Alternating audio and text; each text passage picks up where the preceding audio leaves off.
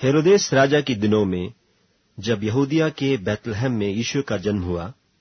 तो देखो पूर्व से कई ज्योतिषी यरूशलेम में आकर पूछने लगे कि यहूदियों का राजा जिसका जन्म हुआ है कहाँ है, क्योंकि हमने पूर्व में उसका तारा देखा है और उसको प्रणाम करने आए हैं। यह सुनकर हेरोदेस राजा और उसके साथ सारा यरूशलेम घबरा गया, और उसने लोगों के सब महायाजकों और शास्त्रियों को इकट्ठे करके उनसे पूछा कि मसीह का जन्म कहाँ होना चाहिए। उन्होंने उससे कहा, यहूदिया के बैतलहम में, क्योंकि भविष्यद्वक्ता के द्वारा यों लिखा गया है कि हे बैतलहम जो यहूदा के देश में है, तू किसी रीति से यहूदा के अधिकारियों में सबसे छोटा नहीं, क्योंकि तुझ में से एक अधिपति निकलेगा जो मेरी प्रजा इस्राएल की रखवाली करेगा।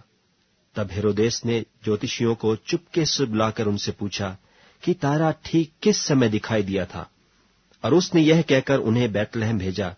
कि जाकर उस बालक के विषय में ठीक ठीक मालूम करो, और जब वह मिल जाए तो मुझे समाचार दो, ताकि मैं भी आकर उसको प्रणाम करूं। वे राजा की बात सुनकर चले गए, और देखो जो तारा उन्होंने पूर्व में देखा था वह उनके आगे आगे चला, और जहां बालक था उस जगह के ऊपर पहुंचकर ठहर गया। उस तारे को देखकर वे अति आनंदित हुए, और उस घर में पहुंचकर उस बालक को उसकी माता मरियम के साथ देखा, और मुंह के बल गिरकर उसे प्रणाम किया, और अपना अपना थैला खोलकर उसको सोना और लोहबान और गंधरस की भेंट चढ़ाई।